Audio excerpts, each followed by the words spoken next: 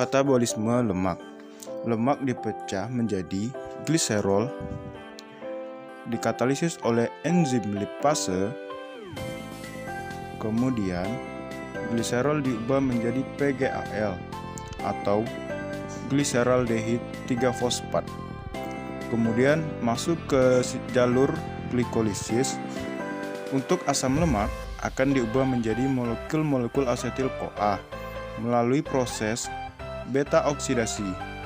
Kemudian masuk ke siklus Krebs. Untuk protein, dihidrolisis dulu menjadi asam amino. Katabolisme protein dilakukan melalui transaminasi dan deaminasi, yaitu pemindahan gugus NH2 atau pembuangan gugus NH2. Bahan-bahan yang tersisa masuk ke respirasi sel, bisa berupa asam pirufat, bisa diubah menjadi asetil-CoA, dan masuk ke siklus Krebs. Sedangkan produk buangannya berupa NH3 yang dikeluarkan dalam bentuk urin.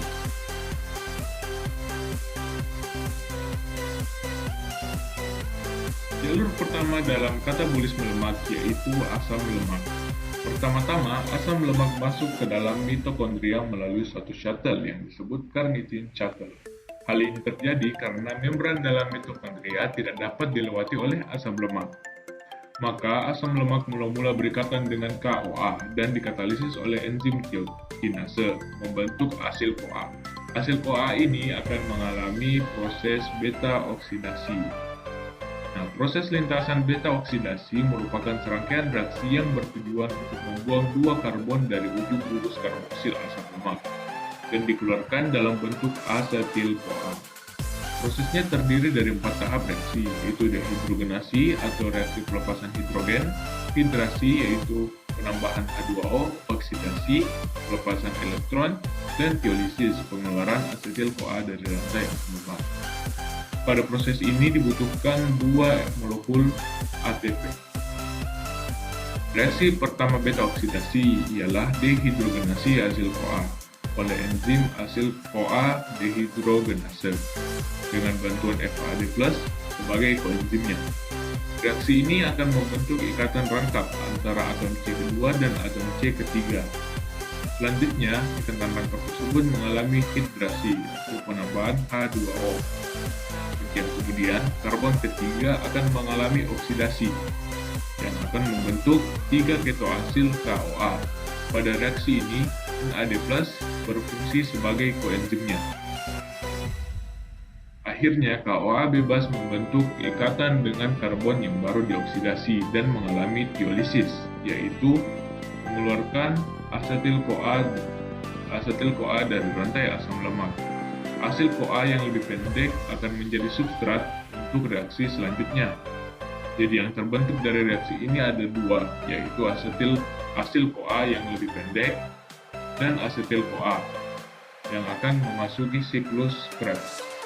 Karena asam lemak memiliki 18 atom karbon, maka dalam proses beta oksidasi membutuhkan 2 ATP dan akan dihasilkan 9 asetil-CoA. 6 FADH2 dan 6 NADH. Kemudian jalur kedua yaitu gliserol. Gliserol ini merupakan hasil pemecahan lemak, akan diubah menjadi gliseraldehid 3-fosfat dan kemudian akan mengikuti jalur respirasi glikolisis. Pada tahap awal, gliserol mendapatkan 1 gugus fosfat dari ATP. Selanjutnya akan membentuk gliserol 3-fosfat setelah mendapatkan 1 gugus fosfat dari ATP dan dikatalisis oleh enzim gliserol kinase. Selanjutnya senyawa ini masuk ke dalam rantai respirasi dan membentuk dihidroksi aseton fosfat yang kemudian akan diubah menjadi gliseraldehida 3-fosfat.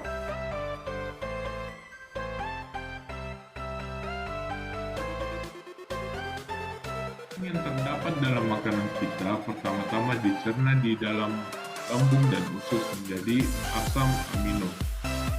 Asam amino dapat diubah menjadi energi melalui 3 jalur katabolisme protein, Asam amino diurai oleh enzim sehingga gugus karboksil dari asam amino tersebut dapat menjadi asam pirufat, asetil-CoA, atau langsung masuk ke dalam siklus Krebs.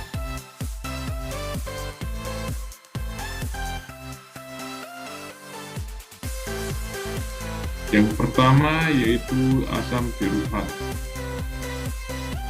Jalur katabolisme protein yang pertama diawali dengan konversi asam amino jadi asam pirufat. Kemudian asam amino diubah lagi menjadi asetil-CoA. Kemudian asetil-CoA akan memasuki siklus Krebs untuk mendapatkan energi ATP. Jadi jalurnya dari asam amino kemudian menjadi asam pirufat, kemudian menjadi asetil-CoA dan masuk ke dalam siklus Krebs.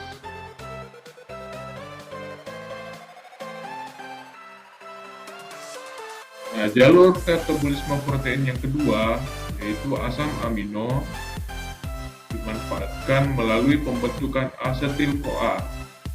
Kemudian asetil-CoA akan memasuki siklus Krebs untuk pembentukan energi.